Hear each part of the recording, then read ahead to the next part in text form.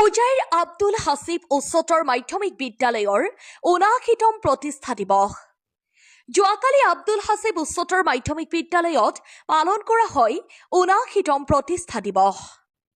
প্ৰাক্তন ছাত্ৰ-ছাত্ৰীসকলৰ উপস্থিতিত পালন কৰা হয় প্ৰতিষ্ঠা দিৱস। প্ৰতিষ্ঠা দিৱসৰ দিনাই বিদ্যালয়খনত দেখা গৈছে এক সুন্দৰ পৰিৱেশ। আনন্দ উল্লাসৰ মাজেৰে পালন কৰে প্ৰতিষ্ঠা দিৱস।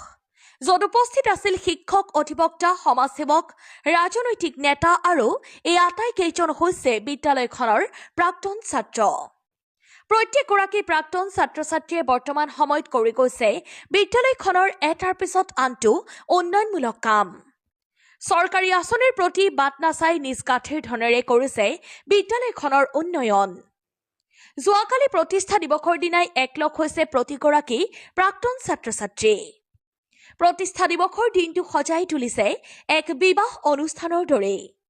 নাচ, গান, খোৱা আদিৰ ব্যৱস্থাও কৰা হৈছে বিদ্যালয়খনত।